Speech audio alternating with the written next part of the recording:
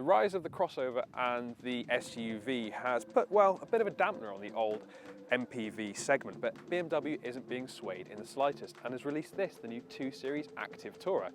Now, BMW doesn't want you to call it an MPV, but that's exactly what it is. It's a car designed around practicality and spaciousness for families who want that premium feel, but also want plenty of room and a good level of security and technology too. So, can the 2 Series Active Tourer combat that increasing popularity for crossovers? Well, that's what we're going to find out today. The design of the BMW 2 Series Tourer combines some of the elements that we've become used to on modern BMWs with some more practicality-focused elements. So, for instance, we've got those really massive kidney grills at the front, which on this car seem to be particularly large. But then the upright boxy stance really is dictated by the kind of spaciousness that BMW wants to offer in a car like this. In this trim, in 223i with M Sport package, it does look pretty good, and we quite like the contrast roof rails too.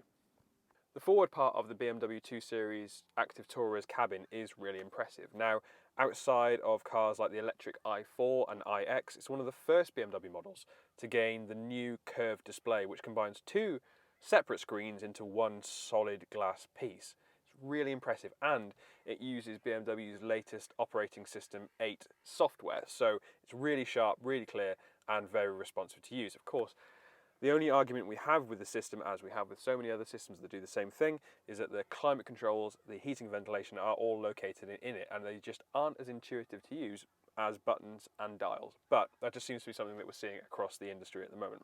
Elsewhere, you can tell that practicality has been a main focus, so we've got a really big area for storing your phone and for charging it too.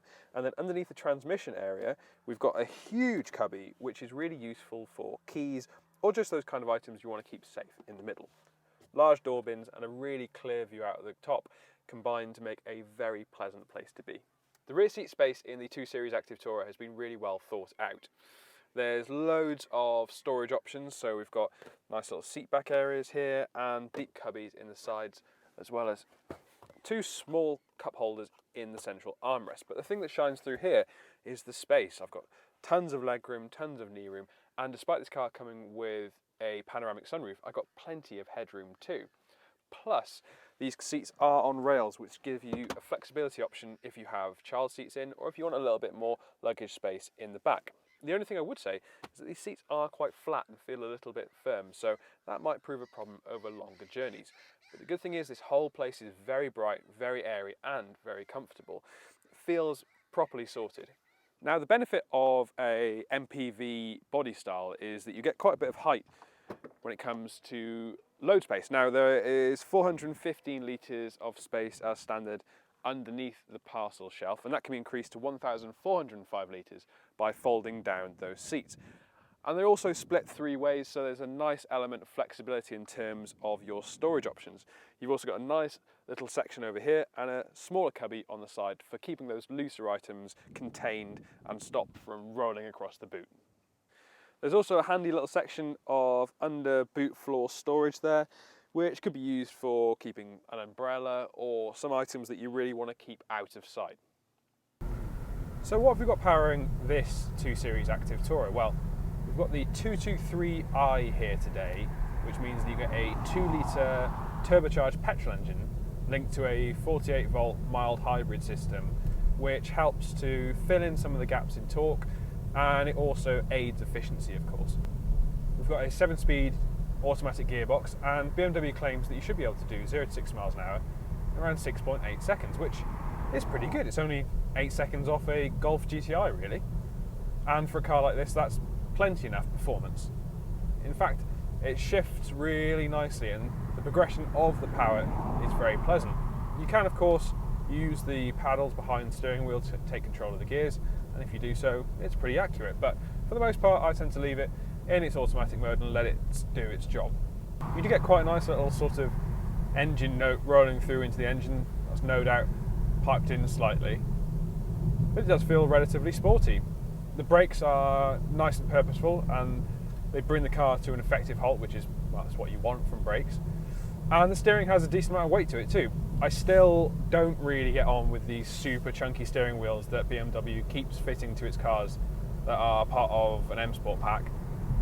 That's more of a personal thing. I just find it makes them feel a little bit clumsy. Visibility is good though. The pillars at the front aren't too thick, and they've put these nice little side windows in here too. And over the shoulder there's loads of glass there to make sure that you can see out.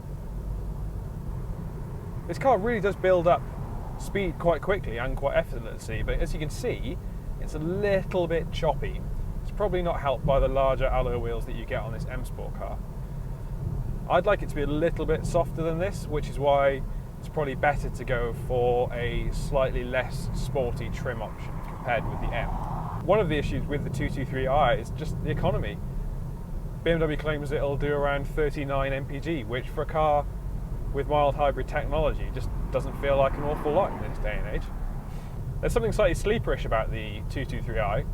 It's quite handy having all that performance. Of course, there is that economy byproduct, but if you are looking for a car that will add a little bit of extra spice to a drive down a country road, then it's not a bad option actually. Certainly it will catch people out who are driving nearby and see this car, well, picking up speed at quite a rate. It hooks up quite nicely too. It could be said that it was a bit of a surprise when BMW said that it would be reintroducing the 2 Series Active Tourer, since the MPV segment just, well, it's not kicking off at the moment. However, this is a really well executed car. It makes for a nice alternative to a conventional hatchback or even a smaller crossover. It's got a decent sized boot, it's really nice to drive, and it's packed with the latest technology too, which really does make it one of those better options for those who want a practical car that does have that premium feel. Thank you for watching this motors.co.uk new car review on the BMW 2 Series Active Tourer. Now, what do you think of this car? Please let us know in the comments below. And if you have enjoyed this video, please give us a like as well. And since you're here, please remember to subscribe to the motors.co.uk YouTube channel, hitting that bell icon so you're notified every time we upload a new video.